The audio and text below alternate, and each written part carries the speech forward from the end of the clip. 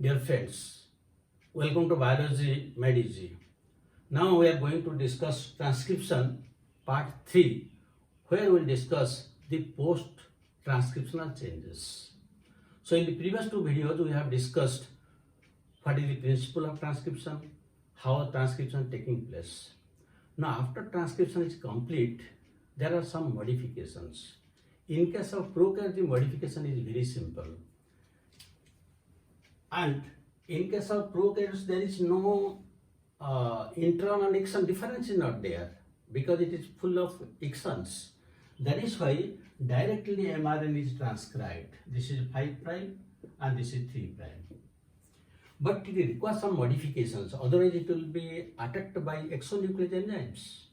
So in the 5' side, there is a attachment of a Shine-Dalgarno sequence. Shine-Dalgarno sequence, which is AGG, AGGU. And these base pairs are exactly complementary to the ribosome, the smaller unit of the ribosome, where it is 16S RNA there, so that it will help in attachment. And in the 3', there is polyadenylation.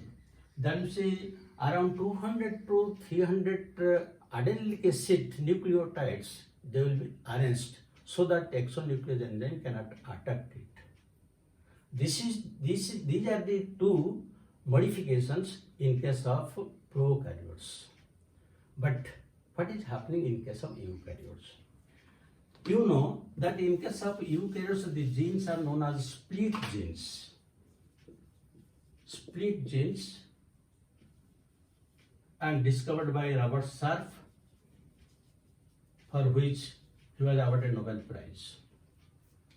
In case of split gene, in the DNA, we'll find different segments. This part is known as intron. This is known as exon. The exon is the coding part. Means the whatever RNA will be synthesized will take place from the only exon part. The intron part, this is also known as junk DNA, spacer DNA,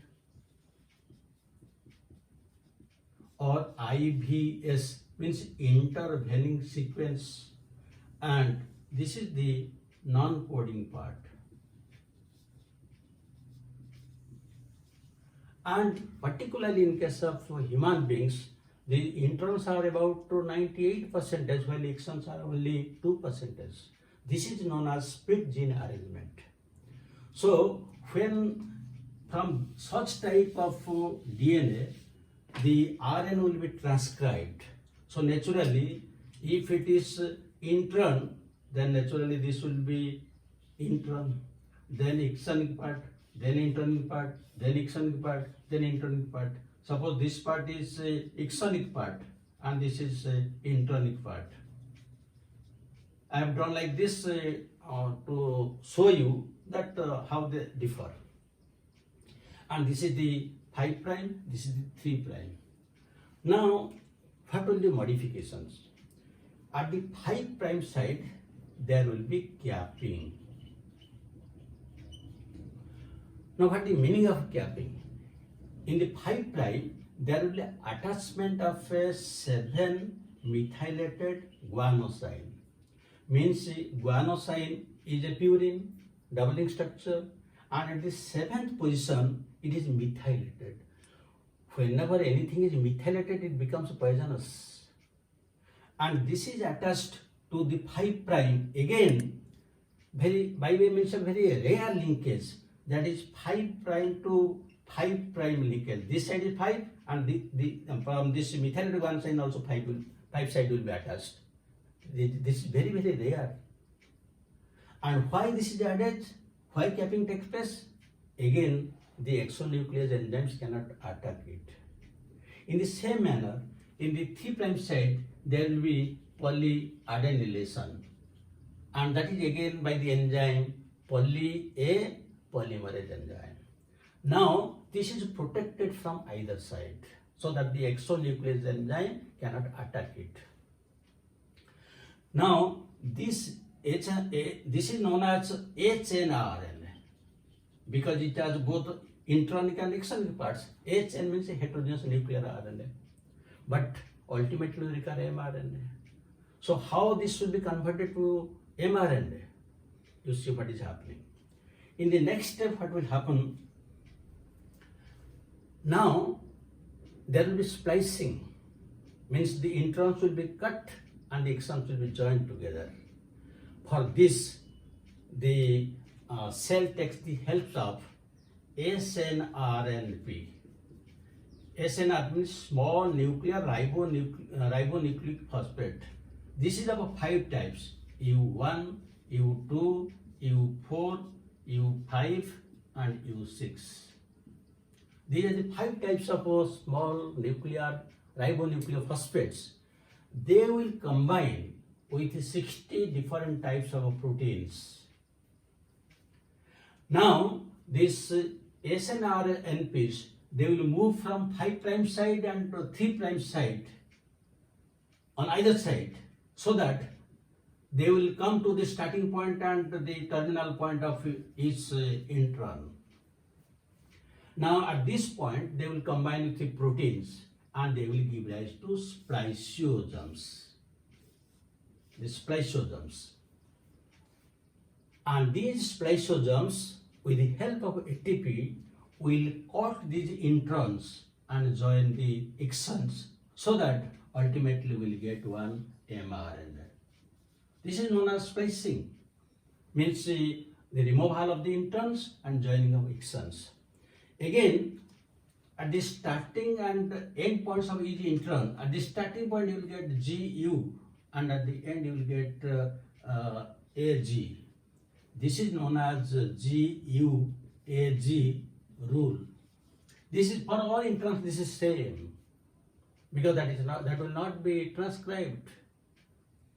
So in this way, there is a post-transcription changes, lot of modifications. It is because the lifespan of mRNA is very short, and within that short time, it has to synthesize several molecules of proteins.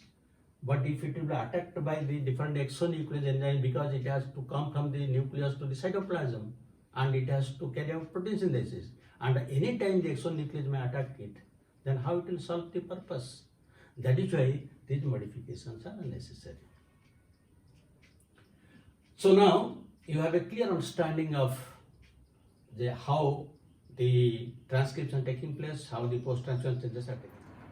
So now after the process of transcription, you have to remember another very few important things.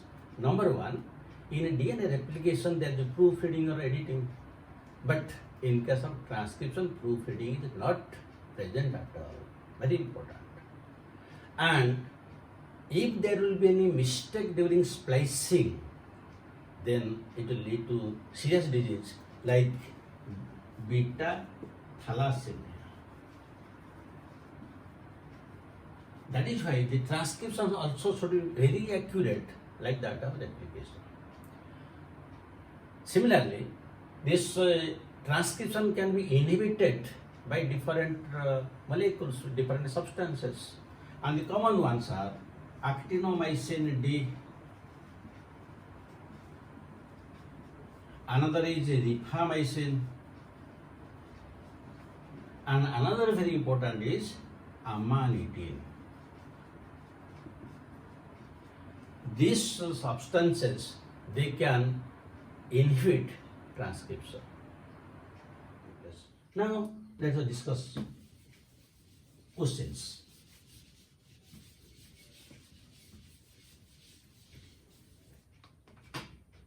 Number one, removal of introns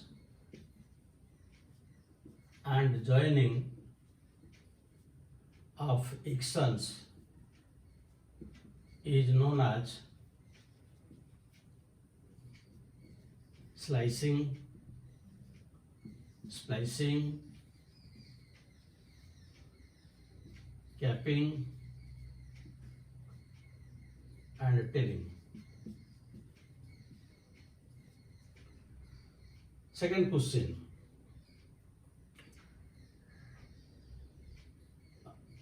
Second question you can write at 5' end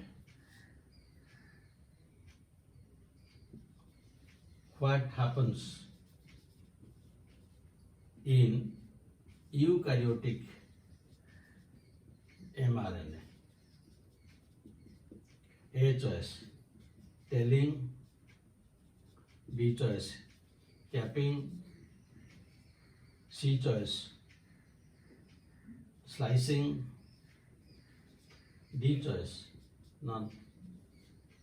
You will be able to answer both the questions and hope you have understood everything perfectly.